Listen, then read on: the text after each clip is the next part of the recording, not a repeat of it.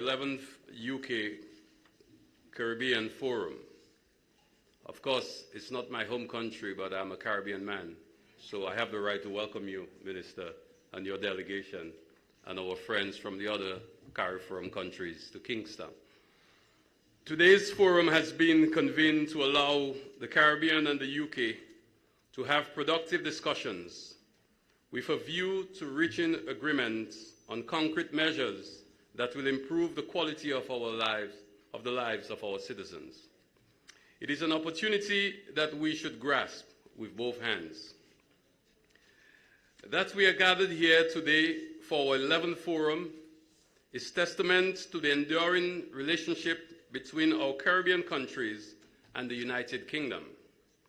The Caribbean region highly values our relationship with the UK, and this forum underlines our collective desire to enhance this relationship and deepen our levels of cooperation.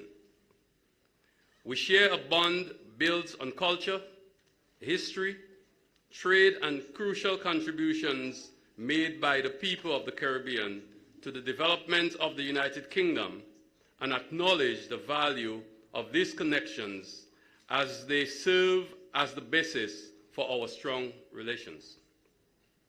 This is not to say that we have not encountered challenges, as the tribulations of the Windrush generation and obtaining the support of the United Kingdom government on the issue of reparatory justice attest.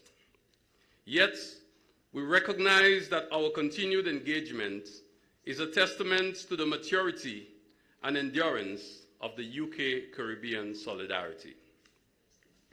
Foreign Secretary and colleagues, our continued engagement in the midst of the COVID-19 pandemic demonstrated our dedication to maintain our partnership despite the immense global challenges. Our opportunities to trade and invest are vital to our partnership. The CARIFORUM UK Economic Partnership Agreement ensures continuity of preferential trading between our respective parties. However, the key to the success of this agreement will be the ability to take full advantage of the opportunities that it provides, which will include addressing the capacity constraints that we face.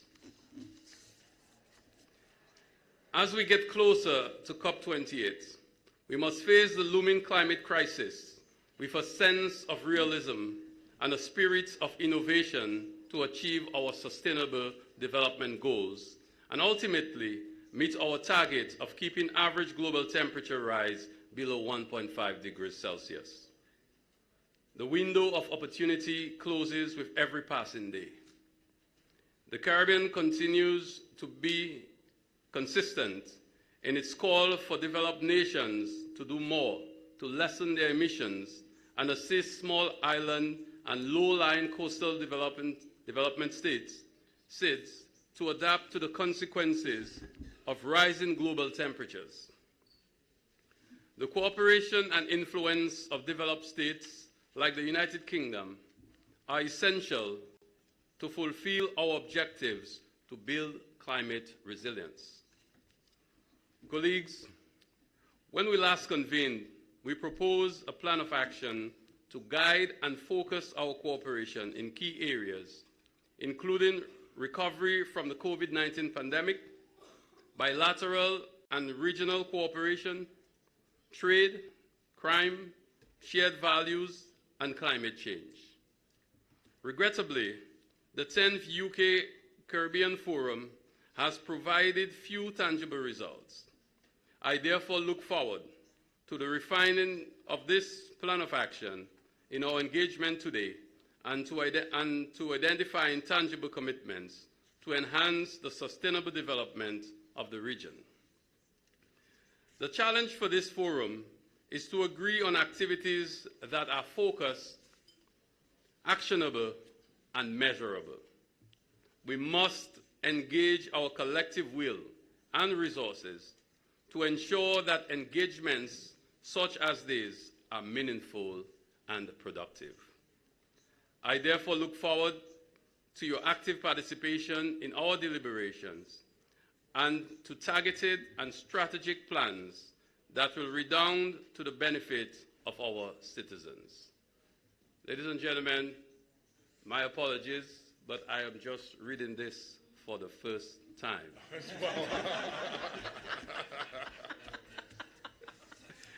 Thank you very much.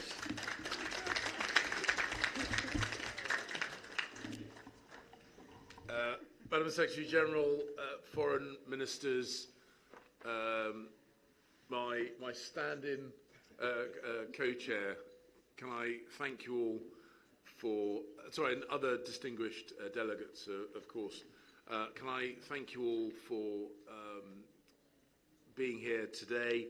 It's a genuine pleasure, and I often say that at the beginning of multilateral meetings, and of course I do always mean it, but I do particularly mean it here. It is a pleasure to join you at this 11th UK Caribbean Forum. And it's a reminder that this is our first face-to-face meeting in 6 years. And I suspect I speak for everyone in the room when I say that doing things digitally is no real substitute for face-to-face opportunity to engage. So being able to do so here today, hosted by our good friends in Jamaica, is a genuine pleasure. Today, I see movement. Today's agenda covers a range of issues and underscores the breadth and depth of the relationship between the United Kingdom and Caribbean nations. Since the 2021 Caribbean Forum, our collaboration has gone from strength to strength. In particular, trade between the UK and CARIFORUM has rebounded significantly since the COVID pandemic, jumping by 110% between 2021 and 2022. The CARIFORUM UK Economic Partnership Agreement is paying dividends. Collaboration on climate change, established by the Loss and Damage Fund at COP27, is a real positive, and we should be proud of our landmark biodiversity agreement on areas beyond national jurisdiction. But, as has been mentioned in my co-chair's opening remarks, there is still much more that we must do on issues, for example, like climate change, or on food security, or on energy security, both of which were long-term challenges, both of which have been amplified by Russia's invasion of Ukraine, having a detrimental impact on the lives of people far from the European continent and people who have no fault at all in the issues which are making their lives harder. And of course we have to think carefully about how we finance the social and infrastructure development that countries represented around this table need, and how we do so fairly and how we do so sustainably. We can and should use our strong network of relationships to tackle these challenges and to do so together. Around this table are old friends and long-term allies of the United Kingdom. We are united by ties of kinship. People from Caribbean nations have played a disproportionate and positive impact in the UK, economically, socially, culturally, and that's not just over the last few decades, that is over centuries. And so we must take full advantage of those long-standing ties by working bilaterally, by working regionally, and by working multilaterally. And I've said a number of times to my colleagues in government and my officials in Westminster that we must make the most of long-standing relationships, that we shouldn't allow ourselves to slip into comfortable inaction. We have wonderful pre-existing advantages in terms of our relationships, and we should utilise those to the max. So I would like to thank you all for joining us here today, and my particular thanks to Foreign Minister, the Honourable Camilla Johnson-Smith, for hosting us all. I very much look forward to our discussions. I very much look forward to our plans, but most of all, I look forward to our collective actions. Thank you. Thank you very much. And the substantive chair, co-chair, will now assume the chair. Thank you very much.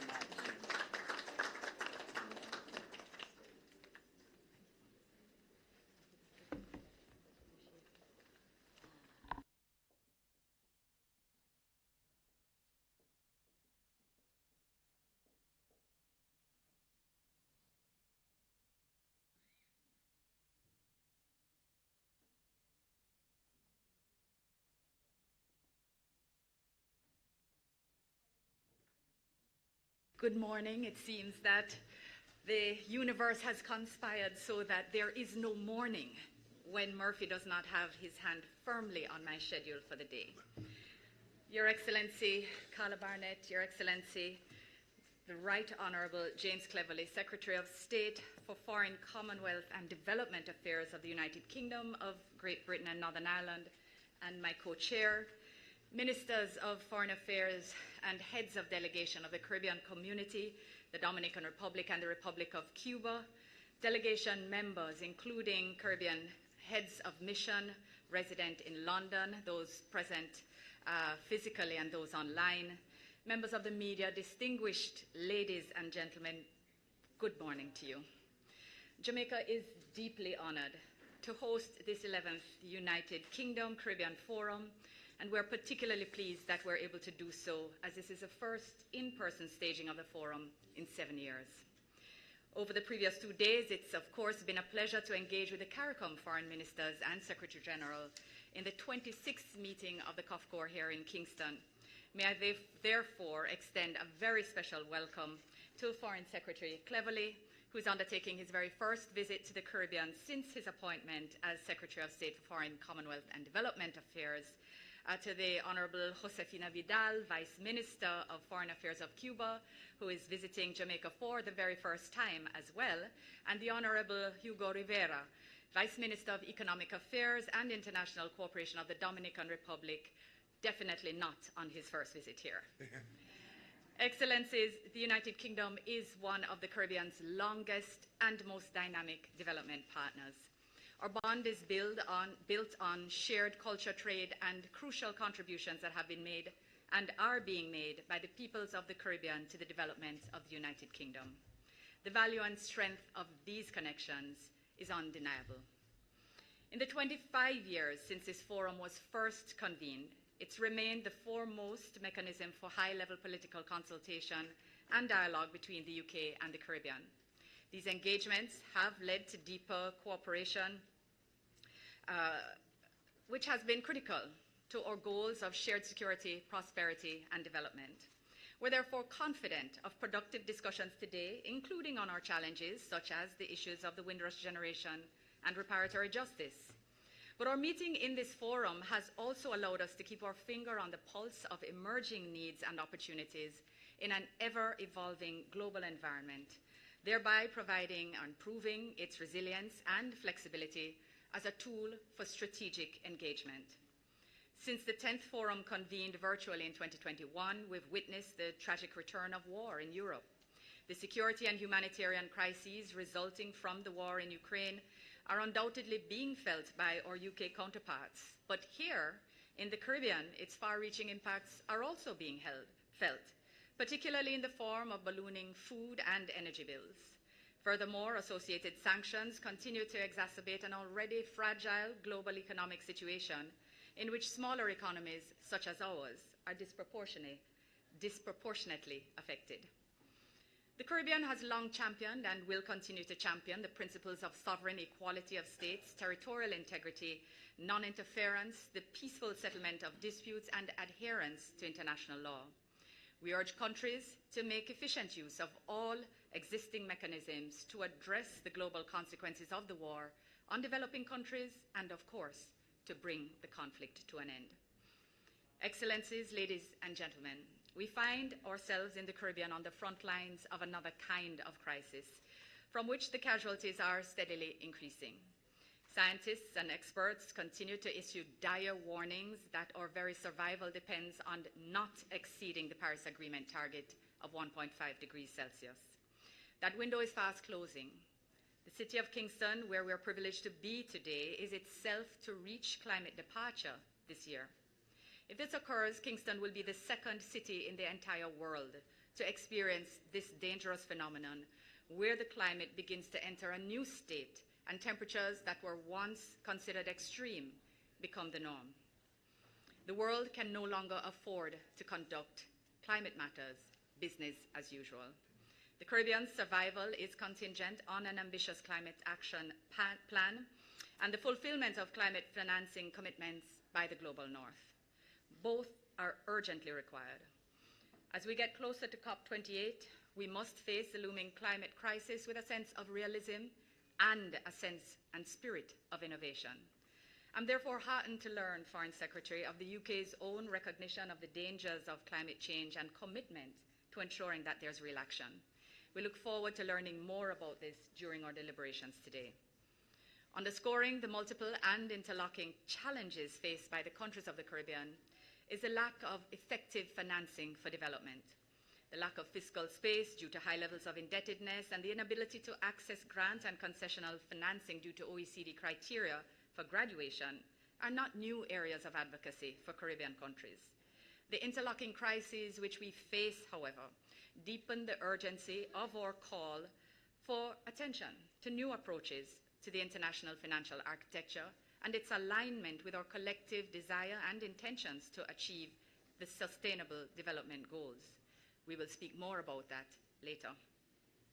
More narrowly, the Caribbean is championing a new multidimensional vulnerability index to allow greater flexibility as developing countries work towards sustainable development beyond mere recovery to pre-pandemic levels. As the UK prepares to engage its G7 counterparts in Hiroshima, Japan later this week, we ask that it conveys these messages from the Caribbean, which will undoubtedly be more fully enunciated today, and that the UK undertakes to be an advocate for this region with which it is inextricably intertwined. Opportunities for trade and investment are vital to our partnership. The CARIFORUM UK Economic Partnership Agreement ensures the continuity of preferential trading between our respective parties. However, the key to the success of this agreement will be the ability to take full advantage of the opportunities that it provides, and this will include addressing the capacity constraints that we face. Excellencies, ladies and gentlemen, partnerships like the one embodied in this UK Caribbean Forum enable us to meet the moment and confront the challenges of our time. We will therefore embark upon an ambitious agenda crafted around three thematic areas: sustainable and economic development, security and immigration, and the promotion of common values and shared interests. We will give focus to trade and investment and the operationalization of the CARIFORUM UK EPA, the cross-cutting issue of financing for development, strategies to address the climate and environment crises, and deeper cooperation in the areas of security, defense, education, and health. Our meeting will also consider the situation facing persons of the Windrush generation and the issues of reparatory justice. As we embark on these important and timely discussions, I encourage colleague foreign ministers to engage in a spirit of openness and clear dialogue, given our relatively short time frame. In closing, I would like to acknowledge and thank the Caucus of Heads of Mission in London and the CARICOM Secretariat for their role in the substantive preparations for today's meeting. Allow me to also thank my incredible team, who has been integral to the process. I look forward to refining our plan of action and to agreeing on activities that are focused, actionable, and measurable, as do you, Foreign Secretary. I therefore anticipate active participation in our deliberations that will enhance the sustainable development of our peoples. On behalf of the government and people of Jamaica, may I again warmly welcome each and every one of you that is a visitor to our island. I thank you again for your patience.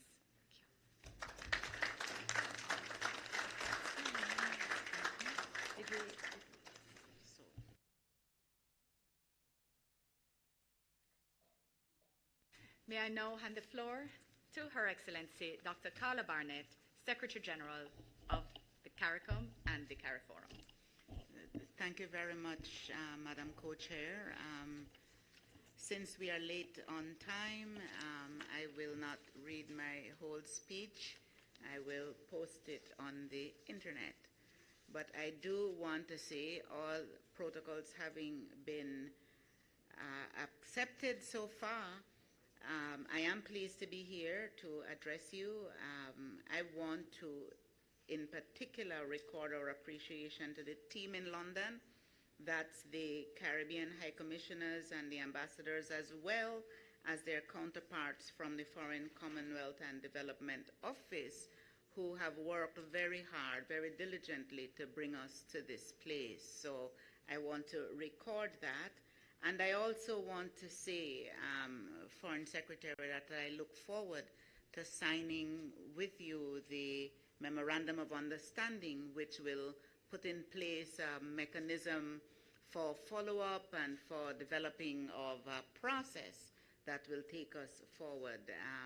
And with just those 2 points, I will hand back to you, Madam Co-Chair, the microphone, so that the work of this meeting can continue in earnest. Thank you very much. Thank you very much as well, Secretary General, for your flexibility and as much as everything else. Colleagues, we now have the very simple matter of adopting the agenda. It has been circulated and should have been at your places this morning, greeting you unlike myself. And I would just want to confirm that at this stage there are no suggestions, no requests for changes, and that we therefore may take the agenda as adopted. Thank you, colleagues. Not seeing any views to the contrary, we would now proceed with session 1 of the agenda.